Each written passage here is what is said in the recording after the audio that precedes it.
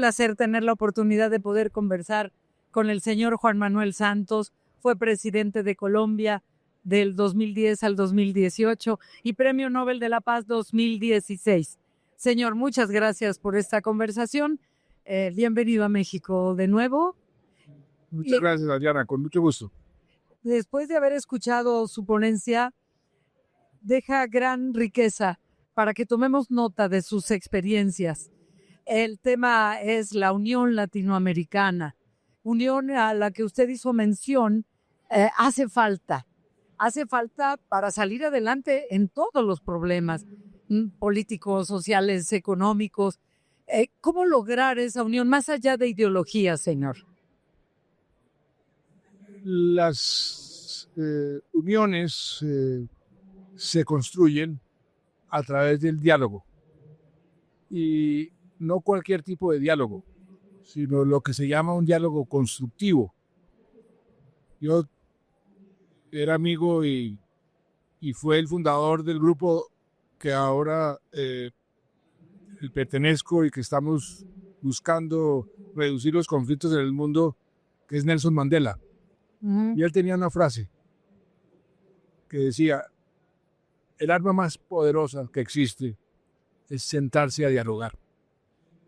Así sea con personas que sean muy diferentes. Él se sentó a dialogar con personas que lo tuvieron preso durante 27 años. Yo me senté a dialogar en Colombia con la guerrilla más poderosa y más antigua del continente, que me quiso matar muchas veces. Pero es que uno no hace la paz con los amigos, sino con los enemigos. Y la cooperación requiere de diálogo, requiere de identificación de comunes denominadores, y ese diálogo constructivo, aprender de por qué el otro está pensando como está pensando, por qué estamos en este conflicto, eso facilita muchísimo. Su experiencia como ministro de Defensa en Colombia, antes de llegar a la presidencia, ¿qué tan enriquecedora le fue para lograr eso ya como presidente? Muchísimo, muchísimo. Primero, porque en cierta forma desarrollamos el conflicto con unos parámetros de respeto. Por el contrario, nosotros, recuerdo que un general muy importante que ha sido comandante del ejército, amigo de mi padre, me fue a visitar y me dijo: yo sé que usted en el fondo quiere la paz, pero tiene que hacer la guerra. Hágala de forma limpia. Trate a las FARC no como enemigos, sino como adversarios. Y yo le dije: ¿y cuál es la diferencia? Una gran diferencia. A los enemigos uno los elimina, los sataniza. A los adversarios uno los vence, pero tiene que vivir con ellos durante el resto de la vida.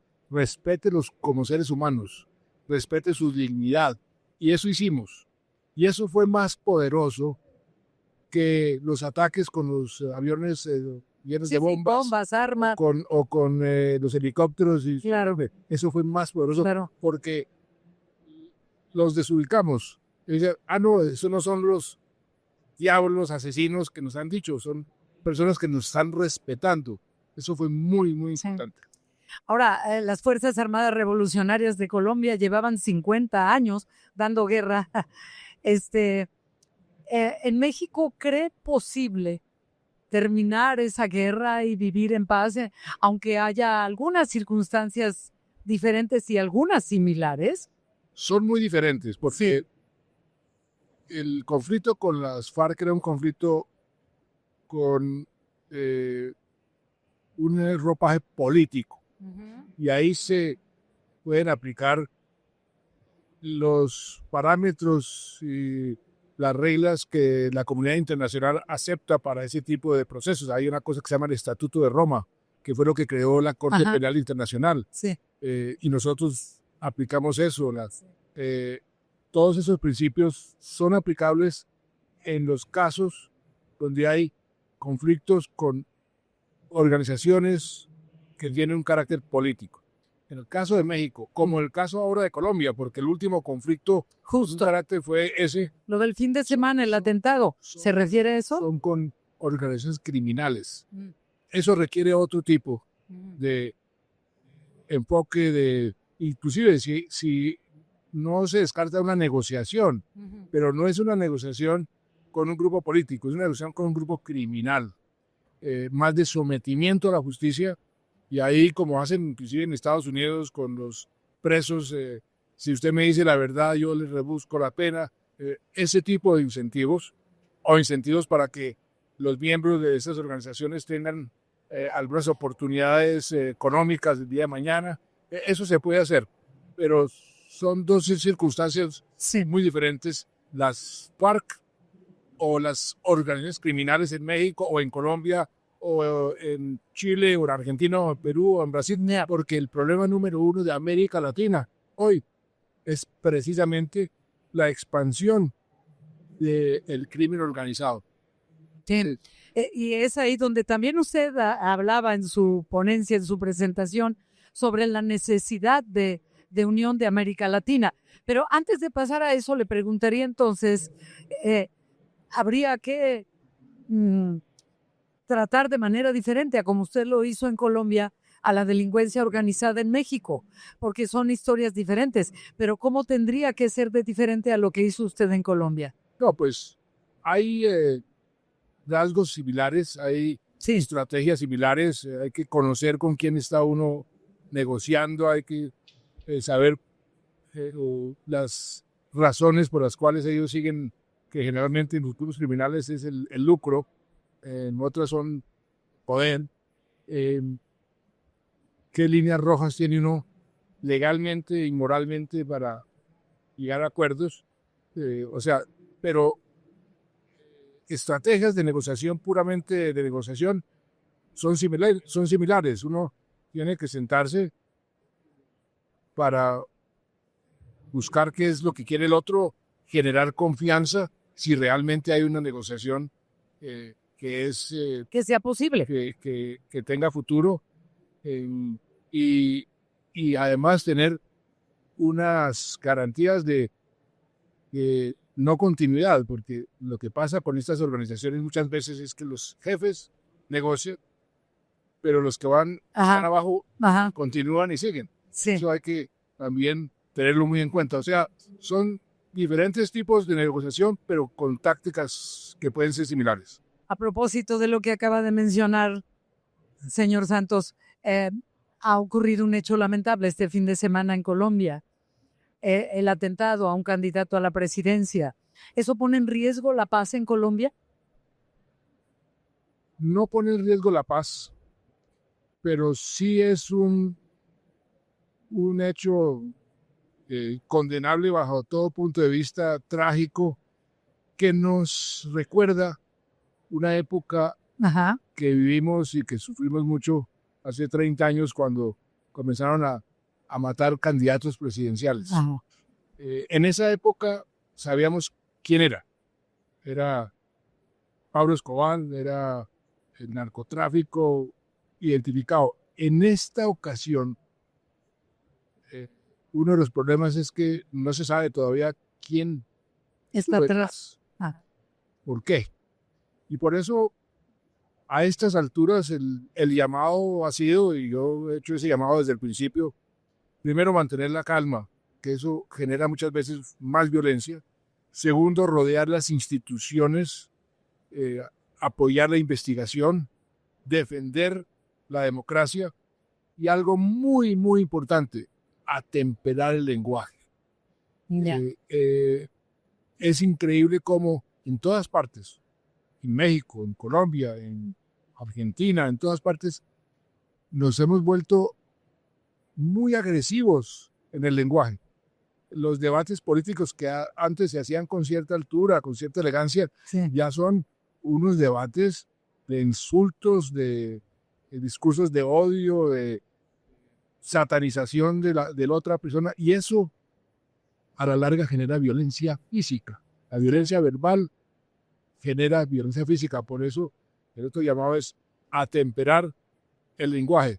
Ahora, Colombia necesita también que las diferentes, sobre todo los extremos, entren en razón y busquen consensos. Y hay muchas razones para generar consensos, pero ahí se requiere voluntad.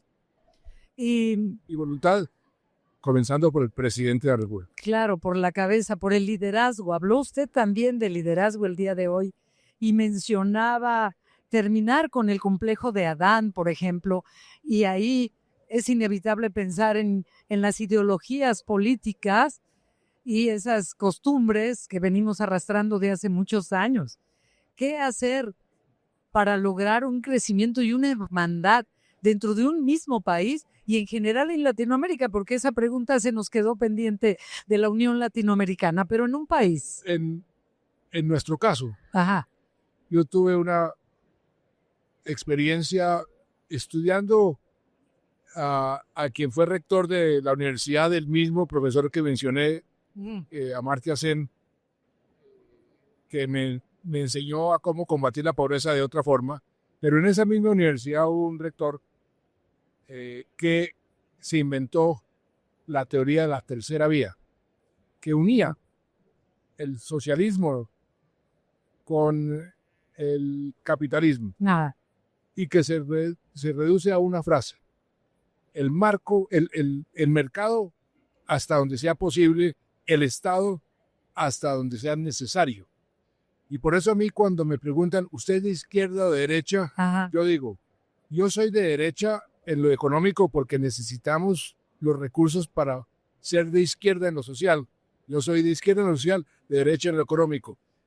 Ese tipo Pragmatismo. de comunes denominadores es lo que todos necesitamos. Las ideologías y empecinarse en posiciones intransigentes ideológicas no nos lleva a ninguna parte, ni de la derecha ni de la izquierda. Ya. Ahora, respecto al combate a la pobreza, señor Santos, con esas izquierdas, con esa ideología o con cómo se trabaje, pero es posible lograrlo con un gran crecimiento poblacional que estamos teniendo y sobre todo de habitar más las ciudades que el campo. Pues nosotros logramos reducir la pobreza en 8 años del 47% al 29%, en 8 años, con un crecimiento de la población. Se puede aumentando la productividad de la economía, se puede haciendo reformas tributarias que son progresivas y no regresivas, se puede generando empleo formal y no informal, se pueden combatir las diferentes expresiones de pobreza sin lugar a dudas, y además la población está comenzando a disminuir, o sea, el ritmo de crecimiento de la población está comenzando a bajar, y eso hacia el futuro va a ser un problema. Pero por el momento, por el presente, y ya mencionaba usted la palabra educación. Mencionaba también cómo antes diplomáticamente había caballerosidad, que parece que se ha ido perdiendo. Bueno, es que la cultura de paz Ajá. comienza como la educación, decía García Márquez, debe comenzar en la cuna y terminar en la tumba. El proceso de educación es permanente y la cultura de paz debe ser también permanente. Parte de la educación debe ser cultura de paz en el hogar, en lugar de pegarse, ser pedagógicos. Pues los padres, las madres hablen con sus hijos en forma cariñosa y no imponiendo simplemente por capricho cualquier punto de vista. Después en los colegios, enseñarle a los niños que no es a puños cómo se resuelven los problemas, sino a los problemas se pueden resolver las diferencias de otra forma. Hay que hacer una gran pedagogía de paz. Ahora, comenzar la parte de la pobreza, la educación es fundamental, pero tiene que comenzar en los años de la primera infancia. Claro. Porque las grandes diferencias comienzan ahí. Sí. Un niño o una niña que no tiene las facilidades en ese proceso cuando están aprendiendo a aprender y llegan al colegio en unas circunstancias muy inferiores a los que sí tuvieron esas oportunidades. Por eso la primera infancia es tan importante a cualquier nivel. Y de ahí para adelante pues hay muchas políticas para nivelar el campo en materia de educación, que eso nivela el campo en materia ya de progreso y crecimiento económico. Nuevas tecnologías, inteligencia artificial, peligro, oportunidad, ¿cómo las ve? Las dos. Ah, Hay una enorme oportunidad. Todavía no sabemos bien qué es lo que nos va a traer la inteligencia artificial. Todos los días hay cosas nuevas, asombrosas, maravillosas, pero también peligros que nos pueden destruir. Por eso la inteligencia artificial, hoy muchos científicos la consideran como un riesgo existencial si no se establece un mínimo de gobernanza. leyes.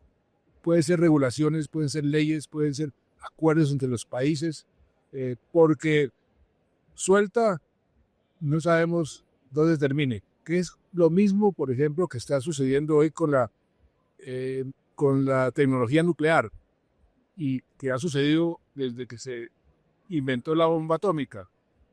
Ese invento pues, se desarrolló hacia algo muy malévolo, que fueron las bombas atómicas. Yo estuve hace 15 días en Hiroshima haciendo un llamado para un nuevo acuerdo para disminuir el arsenal nuclear, porque el riesgo de una guerra nuclear se ha incrementado exponencialmente. Pero hoy en día también la tecnología nuclear, la energía nuclear puede ser parte de la solución al cambio climático. Entonces, puede ser bueno o puede ser malo. Lo mismo con la inteligencia artificial. Para la educación, la inteligencia artificial puede ser maravilloso, pero el día de mañana, si los militares le dan a la inteligencia artificial el poder, por ejemplo, de lanzar una bomba atómica, sería fatal. Nos acabamos y nos fuimos. Y esta conversación, lamentablemente, también, si usted me permitiera, nos quedamos horas. Ha sido un placer escucharlo en NRM Comunicaciones, en Enfoque Noticias. ¿Algún mensaje para los mexicanos, por favor? Pues mexicanos es un país con el cual yo he tenido una muy estrecha relación y admiración. Decirles que tenemos que unirnos, tenemos que mantener la esperanza en el futuro, tenemos todo a nuestra disposición, y si colaboramos entre todos los países de América Latina y entre Colombia y México, pues vamos a poder dejarle a las futuras generaciones un mejor país. Señor, muchas gracias, mucho gusto, un honor. Muchas gracias. ¿Sentado?